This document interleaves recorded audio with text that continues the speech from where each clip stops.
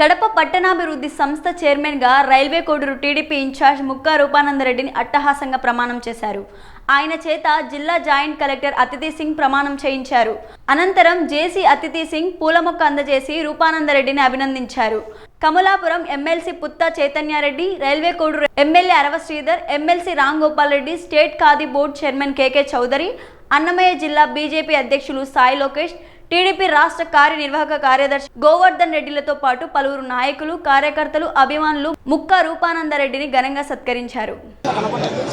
ఎమ్మెల్యేలు, ఎమ్మెల్సీని అందరినీ ఆహ్వానించడం జరిగింది. వాళ్ళందరూ రావడం జరిగింది. మనస్ఫూర్తిగా వాళ్ళందరికీ కృతజ్ఞతలు తెలియజేసుకుంటున్నా ఈ సందర్భంగా. అదేవిధంగా కడప అర్బన్ డెవలప్మెంట్ కార్పొరేషన్ చైర్మన్గా నియమించిన మన ప్రియతమ ముఖ్యమంత్రి నారా చంద్రబాబు నాయుడు గారికి, మన డిప్యూటీ సీఎం పవన్ కళ్యాణ్ గారికి మనస్ఫూర్తిగా కృతజ్ఞతలు తెలియజేసుకుంటున్నా ఈ సందర్భంగా.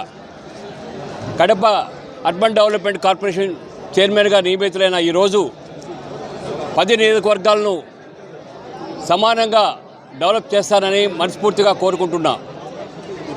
ఈరోజు ప్రొద్దుటూరులో 40 ఎకరాలు లేఅవుట్ స్టార్ట్ అయింది. బద్వేల్లో జరగడం జరుగుతుంది. 30 ఎకరాలు రాయచోట్లో జరుగుతుంది. ఈ ఫండ్స్ అన్నీ డెవలప్ చేసి ఈ 10 నియోజకవర్గాలకి లైట్లు కానీ, పార్కులు కానీ, రోడ్స్ కానీ డెవలప్మెంట్కు నా సాయశక్తులా కృషి చేస్తానని ఈ సందర్భంగా తెలియజేసుకుంటున్నా. నా మీద నమ్మకం ఉంచి మన ప్రియతమ ముఖ్యమంత్రి చంద్రబాబు నాయుడు గారు ఈ పదవి ఇచ్చినందుకు మరొకసారి ఆయన కృతజ్ఞతలు తెలియజేసుకుంటూ సెలవు తీసుకుంటున్నా.